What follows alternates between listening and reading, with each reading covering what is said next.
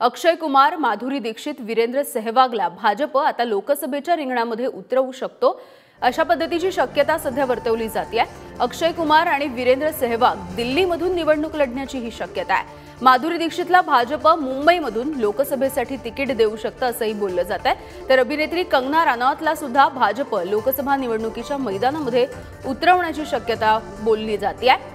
अभिनेते आणि क्रिकेटर्सना भाजप लोकसभेची उमेदवारी देणार का या सगळ्या संदर्भात सध्या राजकीय वर्तुळामध्ये चर्चा सुरू आहे।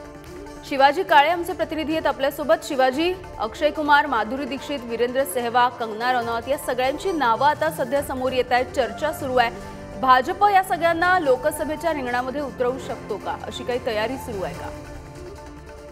एक बाब महत्त्वाची आहे यांनी की अक्षय कुमार आणि पंतप्रधान नरेंद्र मोदी यांचे संबंध अत्यंत चांगले आहेत आणि अनेक वेळा गेल्या काही वर्षांमध्ये सोबत असताना आपल्याला पाहायला मिळालं आहे।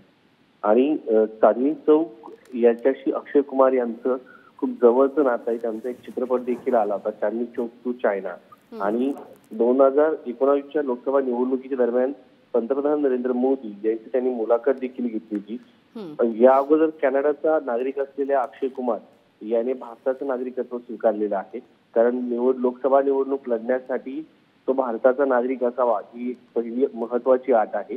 त्यांनी ती अट देखील स्वीकारलेली आहे। त्यामुळं आता भाजपच्या नेत्यांचं म्हणणं आहे की त्यांनी लोकसभा निवडणूक लढवावी। मात्र आता अक्षय कुमार यांचं या सगळ्या संदर्भात कुठलंही विधान थेटपणे आलेलं नाहीये। कंगना राणावतचं म्हणून जर विचार केला तर कंगना राणावत ही सातत्यानं पंतप्रधान नरेंद्र मोदी यांचं माध्यमांमधून समर्थन करताना पाहायला मिळाली। आणि मात्र अक्षय कुमार यांच्याकडनं थेट असं समर्थन किंवा भाजपच्या संदर्भात विधानं फारसे पाहायला मिळालेले नाहीये।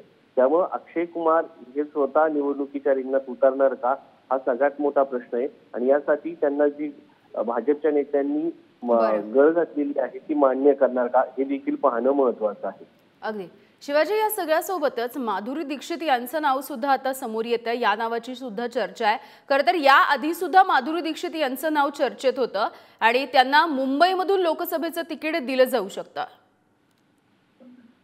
हे बरोबर आहे की अनेक वेळा जेव्हा भाजपचे अनेक ज्येष्ठ नेते हे मुंबईमध्ये आले, माधुरी दीक्षित यांची भेट देखील घेतली आणि त्यांच्याशी या सगळ्या संदर्भात बातचीत देखील झाली आहे।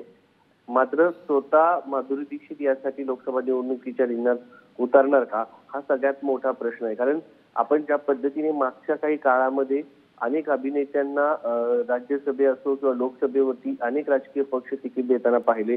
गोविंदाला देखील काँग्रेसने तिकीट दिलं होतं, मात्र त्यांचा जनतेप्रतीचा स्वभाव आणि जनतेची त्यांनी कामं केलेली आपण पाहिलेली आहे। त्यामुळे या अभिनेत्यांना तिकीट दिल्यानंतर ते नेते होतात का हा सगळ्यात मोठा प्रश्न आहे। बरं, धन्यवाद शिवाजी या सगळ्या अपडेटसाठी।